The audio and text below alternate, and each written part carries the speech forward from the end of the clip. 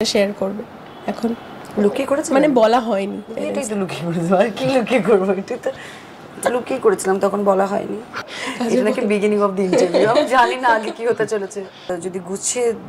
যদি তুমি অনুমতি দাও তাহলে একদম গুছিয়ে উত্তর দিতে পারি তুমি যে বলছো অনুমতি নিয়ে কথা বলাই হ্যাঁ তোমার মাথার উপরে বসে থাকবো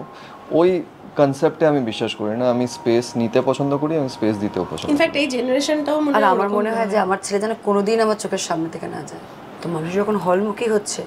লোকে আবার ভুলভাল অপবাদ দিচ্ছে মানে হ্যাপনিং থেকে হ্যাপাইনিং হয়ে গেছে অনেকেই না ধরতেই পারে না যে কোথায় পলিটিক্সটা হচ্ছে কোথায় খেলা হয়ে গেছে বাহ হ্যাপনিং হ্যাপেনিং দেখে মনে হচ্ছে আমার কি কি হ্যাপেন হচ্ছে ভাবতে পারবে না what is happening all around কেন কি হ্যাপেনিং হচ্ছে বলো একটু এই এত কাজের স্ট্রেস হ্যাপা চারিদিকের ম্যানেজমেন্ট ওইগুলো করতে করতে মানে হ্যাপনিং থেকে হ্যাপাইনিং হয়ে গেছে না এটা তো ভালো কাজের প্রেসার সবসময় থাকা ভালো কাজের প্রেসার থাকা ভালো পলিটিক্সটা কাজের থাকা ভালো না এটা নাকি বিগিনিং অফ দি ইন্টারভিউ আমি জানি না আগে কি হতে চলেছে না হচ্ছে বাহ ওর ভালো লেগেছে বিষয়টা কি পলিটিক্স হচ্ছে জানি না দেখো আমাদের সিনেমা একটা দর্শক শ্রেণীকে ভেবে আমরা বানিয়েছি এবং মানুষের হলমুখী হচ্ছে তো মানুষ যখন হলমুখী হচ্ছে লোকে আবার ভুলভাল অপবাদ দিচ্ছে এই যদি হলমুখী না হতো মানুষে যতই পলিটিক্স করুক না কেন দর্শক গিয়ে সিনেমাটা দেখছে আই থিঙ্ক সেটাই একটা ভালো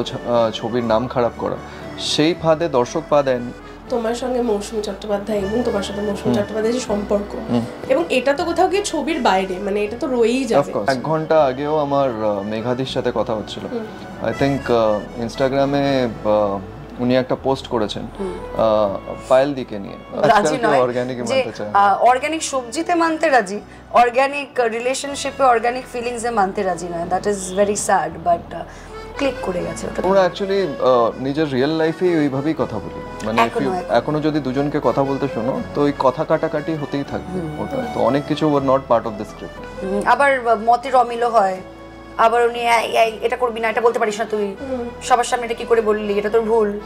আবার তুমি বেশি জানো এগুলো হয় আর আমি বসে বসে এগুলো শুনি তারপর আমাকে তো জ্ঞানগুলো নিতে হয় আচ্ছা পেরেন্টসদের থেকে লুকিয়ে কিছু করেছিলে এমন কিছু যেটা শেয়ার করবে এখন লুকিয়ে করেছে মানে বলা হয়নি এটাই তো লুকিয়ে করেছে আর কি লুকিয়ে করবো এটা তো লুকিয়ে করেছিলাম তখন বলা হয়নি পরে বলেছি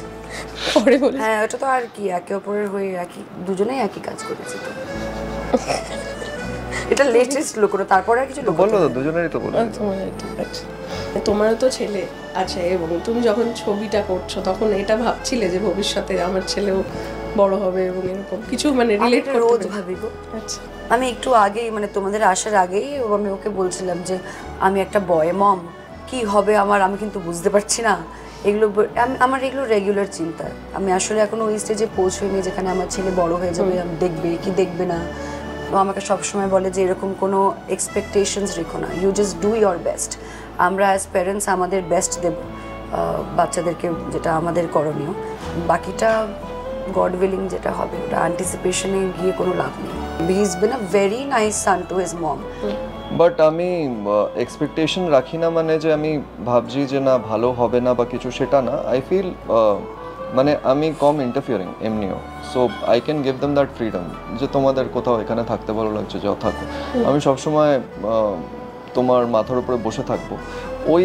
কনসেপ্টে আমি বিশ্বাস করি না আমি স্পেস নিতে পছন্দ করি আমি স্পেস দিতেও পছন্দ করি ইনফ্যাক্ট এই জেনারেশনটাও আর আমার মনে হয় যে আমার ছেলে যেন কোনোদিন আমার চোখের সামনে থেকে না যায় এটা একটা বিশাল বড় প্রবলেম আমার মনে হয় এটা আস্তে আস্তে আমরা কোপ আপ করবো যে বাইরে বাচ্চারা পড়তে চলে যায় আমার ভেবেও ভয় করে যে ও বাইরে একা চলে যেতে পড়তে when it comes to your own son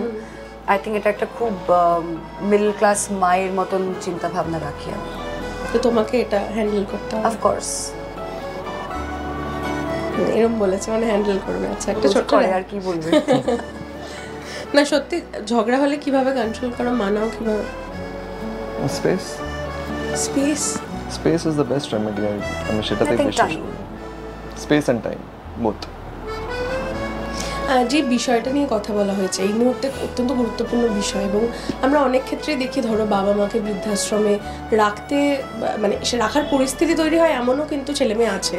যারা ধরো বাইরে চাকরি করতে যাচ্ছে তাদের কোনো অপশন নেই হ্যাঁ এরকম অনেকে আছে যারা নিজের বাবা মাকে দেখে না কিন্তু আমাদের তাদের ব্যাপারেও কথা বলা উচিত যারা কিন্তু দেখে, তাদের কিন্তু অনেক বয়স হয়ে গেছে, তাও নিজের বাবা মার হাত ছাড়েনি। সো এমনও ছেলেমেয়েরা আছে, তাদেরকে নিয়ে আমরা বলবো না কেন? আমরা সবসময় কেন দেখাবো যে না বাচ্চারাই খারাপ হয়? এরকম তো অনেক বাচ্চা আছে যারা লেগে আছে, মা হসপিটালে আছে দিনের পর দিন, বেলোরে পড়ে আছে, চাকরি ছেড়ে ফিরে আসছে। সো এই ছবিটা না তাদের জন্য, যে হয়তো বাবা মার ঋণ আমরা শোধ করতে পারবো না, কিন্তু না এটা এমন একটা বন্ডিং যেখানে কিন্তু অনেক বাচ্চারাই আছে যারা কিন্তু করে, সারা জীবন করতে থাকে নিজের মা বাবার জন্য। বাবা মার সাথে সবারই কিছু কিছু জায়গায় একটা বয়সের পর ধরো মতের অমিল হয়, ঝগড়া হয়, রাগারাগি হয়, কোথাও গিয়ে 2-3 দিন হয়তো কথাও বন্ধ থাকলো, আবার গিয়ে সেই বরফটা গলে। 3 দিন বলছে, আমাদের মাস অব্দিও গেছে। ইন্টেনশন কিন্তু সেরকম থাকে না অনেক বাচ্চাদের। আমরা কাজের ব্যস্ততায় বলো বা একটা বয়সের পৌঁছানোর পরে একটা ডিস্টেন্স চলে আসে। ছোটবেলায় যেভাবে নিষ্পাপভাবে দৌড়ে গিয়ে মাকে জড়িয়ে কাঁদা যায় বা বাবাকে গিয়ে বলা যায়, সেটা হয়তো একটা বয়সের পরে গিয়ে তুমি মানুষ আরো চাপা হয়ে যায়, তখন এক্সপ্রেস করতে পারে না, কারণ আজকের দিনে তুমি নিজের ওয়ার্ক স্ট্রেস তো নিজের মা বাবাকে দেবে না, তুমি চাইবে না, বিকজ ওরা প্রথমত তোমাকে সেই অর্থে হেল্প করতে পারবে না, এটা তোমার মাথায় আছে, আর উপরন্ত তুমি আরো টেনশন দেবে, তাতে ওদের শরীর খারাপ হবে। আমার মায়ের সাথে বন্ডিং যা ছিল, আমাদের খুব একটা মতের অমিল হয়নি, আমার মতের অমিল হয়েছে বাবার সাথে বেশিরভাগ। সো সেটা হয়, but family always comes around at the end of the day, মানে এটা আমি সবসময় এটা বিশ্বাস করি এই জিনিসটা। অ্যান্ড নো ম্যাটার হোয়াট, তোমার ভালোতে মন্দতে পরিবারই সবসময় পাশে থাকে না কেন, পরিবারই পাশে পাবে। অ্যাজ হিউম্যান বিংস আমাদের টেন্ডেন্সি হচ্ছে গ্রান্টেড নেওয়া, বিকজ আমাদের মনে হয় যে কোনো জিনিস চিরস্থায়ী হয়তো হবে। আমরা জানি যে না কোনো জিনিসই চিরস্থায়ী হয় না, বাট ওটা একটা চলে আসে মাথায়। But once you lose them, তখন তোমার এটা মাথায় আসে যে মাথার ওপর থেকে অনেক একটা ছাদ চলে গেল। একটা কথা বললাম এবং মা হয়তো বুঝতেই পারলো না, এবং নিজের মতো করে মা ওটা মিসআন্ডারস্ট্যান্ড করে একটা নিজের মতো করে একটা গল্প বানিয়ে নিল। সেই গল্পটা বা সেই মিসআন্ডারস্ট্যান্ডিংটা ঠিক করতে কিন্তু অনেকটা সময় লাগে, এবং শেষমেশ আমাকেই ইনিশিয়েটিভ নিতে হয়, আর সেটাই স্বাভাবিক, সেটাই করা উচিত। বাচ্চাদেরকেই আগে অ্যাপ্রোচ করা উচিত। এটা যে শুনবে তারপরে আমাকে পরে বলবে যে কি। এটা যদি জিজ্ঞেস করি তোমাদের যে এই ফিল্মটার চিত্রনাট্য থেকে যদি বলি, টেক অ্যাওয়ে কি তোমাদের, মানে রিয়েল লাইফ থেকে যেমন তোমরা এনঅ্যাক্ট করেছো ওখানে, আবার কিছু জিনিস তো নিজের কাছেও রেখে দেয় সকলে একটা ছবি থেকে, তোমাদের কাছে কি রাখা আছে? সবচেয়ে বড় টেক অ্যাওয়ে হচ্ছে মৌসুমী চ্যাটার্জি, ঠিক আছে, যেটা একটা বিশাল বড় পাওনা। আমরা দেখছিলাম যে তোমাদের বলছে ছেলে আর বউ খুব ঝগড়া করে, আমি টিপস দিই, তো সেই টিপসগুলো কি ছিল? ওনার সেই টিপসগুলো আই থিংক ওনাকেই বেশি দিয়েছে। হ্যাঁ, আমি কি ঝগড়াটা যাই করো, বাইরে নাকি সবসময় আমাদেরকে সেজে গুজে হাতে হাত ধরে ঘুরতে হবে, বললাম সেটা হয় বলছে বাড়িতে যাই হোক, বাইরে যেন কেউ সেটা টের না পায়। সবসময় বেস্ট অ্যাডভাইস যেটা উনি দিয়েছেন সেটা হচ্ছে keep the third person away always. Any third person যে কোনো সম্পর্কে is not a good idea. And ওনার নিজস্ব মানে ভেতরেও অনেকটা পেন আছে, যেটাকে অনেক সময় কভার আপ করার জন্য সেই কামস অ্যারাউন্ড উইথ হিউমার এসে থাকে। Very very strong personality. না হলে একজন মা হয়ে সন্তান হারানোর যে ব্যথা, ওটা সহ্য করা। স্ট্রেংথটা দেখো, অ্যাজ আ ওম্যান স্ট্রেংথটা দেখো। তোমরা দুজন ইন্ডাস্ট্রিতে আগে থেকেই রয়েছে অভিনেতা হিসেবে, তারা যখন ছবি বানাতে এলেন প্রডিউসার হিসেবে, তাদের যদি এতটা বেগ পেতে হয়, যে নতুন প্রডিউসার উঠে আসছেন, আমরা বলি প্রডিউসার পায় না অনেকে, তাদের কতটা সমস্যার সম্মুখীন হতে হয়? তাদের তো কোনো তুলনা নেই। মানে জিনিসটা হচ্ছে যতদিন অ্যাজ আর্টিস্ট কাজ করেছি ততদিন একটা আলাদা হিসেব ছিল, মাথার উপরে অন্য একটা ছাতা ছিল, সবার জন্য যথেষ্ট আছে, সবাই নিজেরটা করে খেতে পারে। তো এইভাবে একে অপরকে নিচে নামিয়ে দেওয়া, আর এটা আমরা প্রথম না, তো যার জন্য আমরা সেই হিসাবে কমপ্লেন করছি না। এর আগেও হয়েছে, হয়তো এর পরেও হবে, কিন্তু একটা জিনিস হচ্ছে যে আজকে যারা সেটা করছে তারাও কিন্তু এই মানুষের দমেই অতদূর উঠেছে। হ্যাঁ, পলিটিক্স হয়, হল কমিয়ে দিল। ওর প্রশ্নের উত্তরটা একটু মানে যদি গুছিয়ে, যদি তুমি অনুমতি দাও তাহলে একদম গুছিয়ে উত্তর দিতে পারি। তুমি যে বলছো অনুমতি নিয়ে কথা বলাই আসে। হ্যাঁ, কারণ আজকাল আমার মনে হয় যে আমি ওকে একটু আটকেই রাখি, যে আমি বারে বারেই বলে যে একটু ডিপ্লোম্যাটিক হয়ে বলো, এবং আমি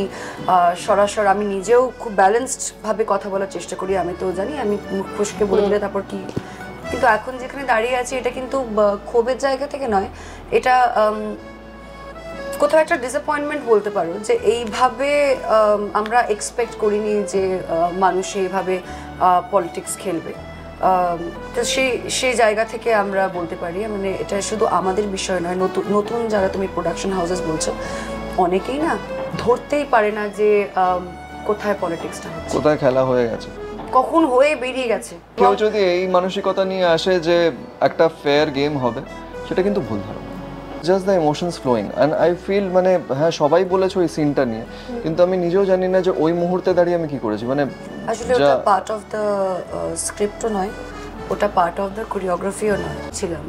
ওই সিনটা মাঝখানে কাটা, যদি তুমি দেখবে আমি কিন্তু ওর দিকেই তাকিয়ে আছি, বিকজ আই ডোন্ট নো যে ও এটা পারফর্ম করবে,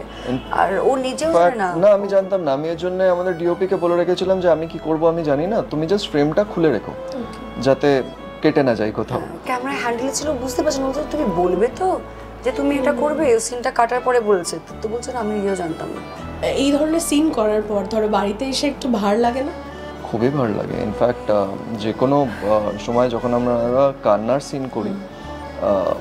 রাত্রে মাথা পাতা সব ভারী হয়ে যায় অ্যাজ অ্যান অ্যাক্টর, মানে এটা আমারও হয়, ওরও। রিকোয়েস্ট করি যে হেভি সিনসগুলো যদি